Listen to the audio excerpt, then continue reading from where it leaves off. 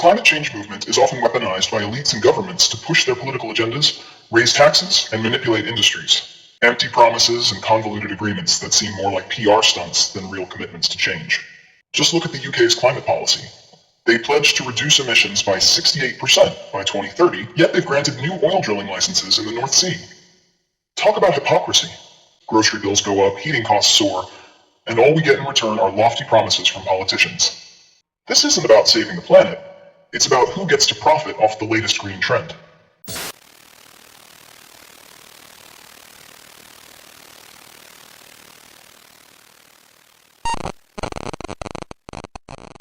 Now, before anyone jumps in to defend Greta Thunberg by saying she's just a child, let's be real. Nope. Not anymore. She's become more annoying than the bully girl I dealt with in kindergarten. Honestly, she's like a mini version of a fully grown Karen, demanding attention and validation without actually contributing anything meaningful. But let's not make this whole video about her. That's part of the problem. She's been given way too much validity without deserving it. So, let's focus on what really matters. Me. I'm Medusux, your go-to online buddy for anything related to online drama. I talk, you listen. That's the deal. Honestly, I love watching the drama unfold from the backseat. Today, we're diving into a hot topic. Is the climate change movement just a cover for political control and economic manipulation? First off, let's get one thing clear. Climate change is a huge issue, but I'm not sure it's more important than my bank balance. Relax, folks. I'm just kidding. But let's be honest, that's how a lot of people think. If I thought that way, then what's the point of you even being here listening to me? Well, maybe you just like watching me. Sorry. I'm getting distracted again. Back to my short answer. Yes. The climate change movement is often weaponized by elites and governments to push their political agendas, raise taxes, and manipulate industries, all under the guise of environmentalism, while real solutions are conveniently overlooked for profit and power grabs.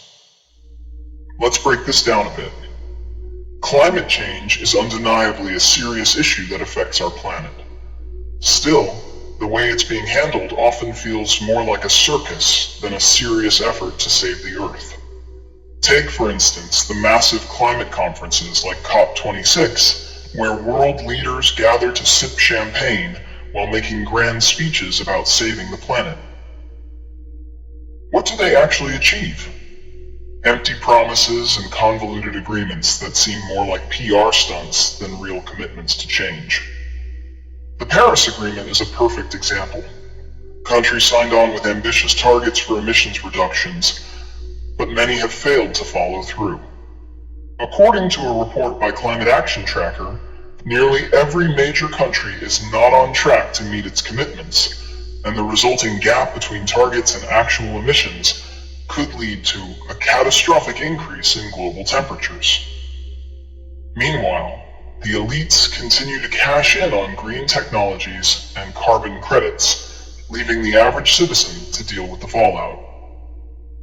Just look at the UK's climate policy. They pledged to reduce emissions by 68% by 2030, yet they've granted new oil drilling licenses in the North Sea. Talk about hypocrisy. And don't even get me started on the endless stream of regulations and taxes that pop up. It's all framed as saving the planet, but isn't it interesting how those taxes tend to hit the average person the hardest? The elites. They can afford their carbon credits and eco-friendly loopholes while the rest of us are left footing the bill. Just look at the carbon tax in Canada. Sure, it's meant to reduce emissions, but it also raises costs for everyday essentials. Grocery bills go up, heating costs soar, and all we get in return are lofty promises from politicians. It's at this point that it all looks like a clown show where we're just the audience, and all the world leaders are the clowns. Sounds fun, right? Not really. It's infuriating to watch these supposed decision makers act like fools when they're supposed to be guiding us toward real change.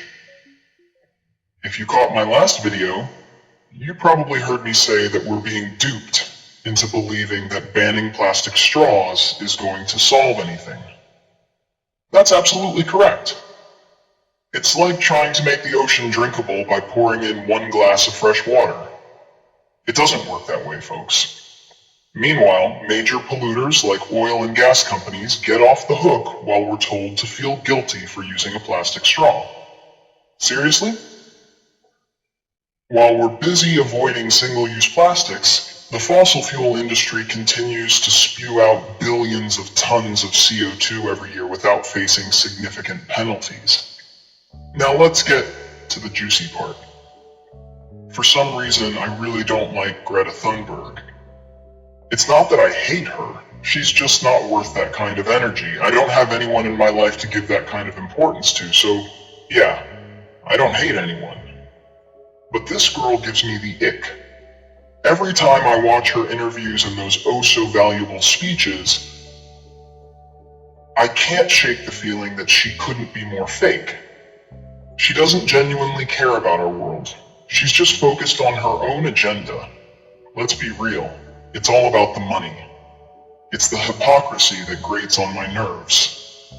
While she advocates for climate action, she travels the world on private jets and has a team of advisors who help her navigate this political landscape. Let's not forget her trip to the US in 2019, where she took a carbon-neutral yacht to avoid flying. Great move. But does it negate the fact that she's still part of an elite circle that doesn't practice what they preach? Seriously, girl, go to school and get some critical thinking skills. Actually, no, she's clearly smart. You don't manipulate thousands of people with crocodile tears without some intellect. She just isn't using it the right way. This leads us to a bigger issue. Who benefits from the climate movement? It's often the same elite individuals and corporations who push these narratives. Renewable energy companies, for instance, can stand to gain billions from government subsidies and contracts, while the average citizen bears the brunt of the financial burden. This isn't about saving the planet, it's about who gets to profit off the latest green trend. And here's a fun example. The electric vehicle, EV push. Yes, EVs are cleaner, but how many of you have seen those Tesla commercials? It's all glam and glitz, promoting a lifestyle that's still unattainable for most. The government offers tax incentives for EV purchases, but they're not exactly accessible to everyone. The wealthy can easily switch to electric, while the middle class struggles to afford the initial investment. It's a prime example of how the climate agenda is often used to create a divide, favoring the rich while pretending to save the planet. The irony? The mining for lithium batteries required for these EVs wreaks havoc on the environment, causing more ecological harm than good in some cases. Talk about a double standard. And remember I mentioned I love online drama? Well, do I really? What do you think? Well, even if you don't think about it, I do. So I will talk about it in the next video. Stay tuned for that, it's going to be juicy. Or no, maybe this time, dramatic. So, that's all I have to say about it. Hopefully I won't be around too long to watch the world crumble, and neither will you. What? Just kidding again. Live well, and let others live well too. And hey, stay tuned for my next video where we'll tackle another hot topic that might just blow your mind. Trust me, you won't want to miss it. See ya.